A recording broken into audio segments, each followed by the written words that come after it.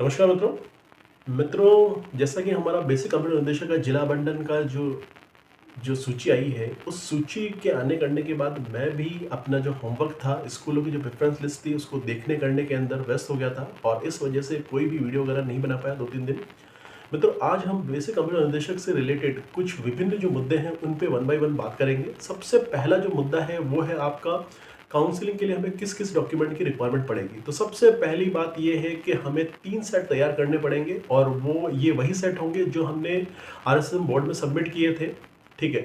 एक सेट हमारा काउंसलिंग के समय सबमिट होगा, दूसरा सेट हमें पर्टिकुलर जॉइनिंग के समय चाहिएगा और तीसरा सेट हमें हमारे पास रखना है भविष्य के लिए, ठीक है। अब इम्पोर्टेंट बात आती है कि हमें कौन-कौन से एफिडेविट बनाने करने हैं। तो देखो मित्रों, इसके रिगार्डिंग क्या है कि काफ़ी सारे जो पर्टिकुलर आपके ज़िले हैं, जैसे अलवर ज़िला है, भीलवाड़ा है और जालोर है, इन्होंने काउंसलिंग की जो प्रेफ़रेंस लिस्ट है, वो काउंसलिंग की जो डेट वगैरह है, वो ठीक है, कर दी गई है और साथ में उन ऑर्डर्स के अंदर, ठीक है, ये मेंशन किया गया है कि आपको कौन-कौन से एफिडेविट बनाने करने हैं और कितने रुपए के आपके बनाने करने हैं। तो उन ये ईज़िली व्हाट्सएप ग्रुप के अंदर और टेलीग्राम ग्रुप के अंदर ये ऑर्डर अवेलेबल है, वहाँ से देखकर आप वो पर्टिकुलर एफिडेविट बना लीजिए। फिर पुलिस वेरिफ़िकेशन की यदि हम बात करते हैं, तो जितने भी कैंडिडेट वगैरह हैं जिनका सिलेक्शन हुआ है, सब ने पुलिस वेरिफ़िकेशन के लिए अप्लाई कर दिया होगा और 2-5 दिन के अंदर उनका वेरिफ़िकेशन होके, ठीक है, ये आपका काम कंप्लीट हो जाएगा और ये वेरिफ़िकेशन हमें चाहिएगा हमारी जॉइनिंग के समय, ठीक है। फिर बात आती है हेल्थ सर्टिफिकेट की। तो हेल्थ सर्टिफिकेट हमें अभी नहीं बनाना है, जैसे ही हमारी काउंसलिंग होने के बाद हमारे जॉइनिंग ऑर्डर आते हैं, उस ऑर्डर को ले जाके हमें अपना हेल्थ सर्टिफिकेट बनाना है और वो बनाने करने के बाद हम जॉइनिंग कर सकते हैं, जिससे ये सिद्ध हो जाएगा कि हम मेडिकली फिट हैं जॉइन करने के लिए। फिर अब जो हमारा एक और इम्पोर्टेंट मुद्दा आता है बेसिक कंप्यूटर निर्देशक के अंदर, वो आता है आपका कि 130 कैंडिडेट जिन्हें की काउंसलिंग के अंदर भी शामिल नहीं किया गया, ऐसे कौन से कैंडिडेट हैं वो मित्रों कैंडिडेट सारे के सारे वो हैं जिन्होंने बीएससी के अंदर आपके बीएससी और ऑप्शनल सब्जेक्ट जो था उनके कंप्यूटर साइंस था। तो हमारा जो कि आपके रिक्रूटमेंट के समय जो नोटिस आया था, उसमें कहीं पर भी ये मेंशन नहीं किया गया था कि बीएससी नॉर्मल बीएससी और साथ में ऑप्शनल सब्जेक्ट कंप्यूटर वाला आपके एलिजिबल है। लेकिन यहाँ तक इस लास्ट स्टेज तक उनका डॉक्यूमेंट वेरिफिकेशन भी हुआ और आरएसएसएम बोर्ड द्वारा उनके जो डॉक्यूमेंट्स वगैरह है, वो शिक्षा निर्देशालय भी भेजे गए और बीकानेर द्वारा अब 130 कैंडिडेट हैं जिन पे क्वेश्चन मार्क रेज किया गया है क्वालिफिकेशन के रिगार्डिंग।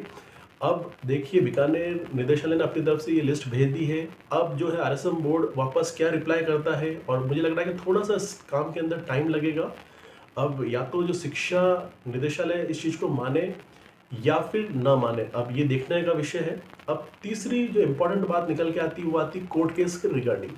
तो कोर्ट केस के अंदर जोधपुर हाई कोर्ट के अंदर और जयपुर बेंच के अंदर, दोनों के ही अंदर जो आपका कोर्ट केस चल रहा कर रहा है, उसकी जो अगली सुनवाई है वो है आपके 10 तारीख। जितने भी हमारे कैंडिडेट हैं, लगभग 250 से 300 जिन्होंने की बोर्ड के द्वारा जो आंसर की रिलीज की गई थी, उसमें 5-6 क्वेश्चनों को लेकर उन्होंने उसको चैलेंज किया है कि इनका जो आंसर है बोर्ड के द्वारा जो लास्ट में दिया गया है वो सही नहीं है। और उसमें से 1-2 क्वेश्चंस तो ऐसे भी हैं जिसके जो प्रूफ वगैरह है वो उन्होंने सोशल मीडिया के ऊपर भी डाले हैं कि हमने विभिन्न आईआईटी और एनआईटी के माध्यम से जब आपके सुपर की वाले क्वेश्चन को चेक किया, तो जो उसका राइट आंसर है वो कुछ अलग पाया गया। और इसी तरह जो रीजनिंग का क्वेश्चन है, उसके रिगार्डिंग भी आपके अखबार के अंदर आया था कि जो एक्सपर्ट हैं आपके मैथमेटिक्स के, उनसे पूछा गया तो उन्होंने जो आंसर है वो कुछ और कुछ बताया। तो हालांकि जो मैटर है अभी कोर्ट के अधीन है, तो इस मैटर पे हम अभी तो कुछ नहीं कह सकते हैं।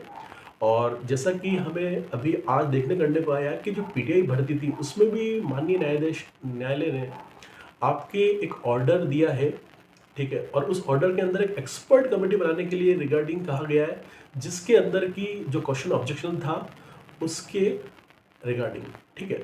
तो यहाँ पर भी यदि कोर्ट जो है यदि कुछ फैसला लेता है, तो वो कोई भी फैसला अपने बेसिस पे नहीं ले पाएगा। वो यहाँ पर भी यदि विद्यार्थियों के पक्ष में भी यदि देता करता है, तो वो यह कह सकता है कि एक एक्सपर्ट पैनल बनाकर, ठीक है, और इस एक्सपर्ट पैनल के अंदर वो जने होंगे जो आरएसएम बोर्ड द्वारा जिन्होंने फाइनल आंसर की नहीं बनाई थी, उसके अलावा वो एक्सपर्ट होंगे।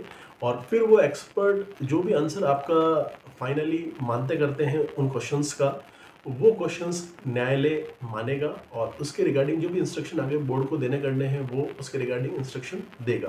ठीक है? तो आगे देखना बड़ा दिलचस्प होगा या देखना करना कि जो माननीय न्यायालय है इस रिगार्डिंग क्या निर्देश वगैरह देता करता है।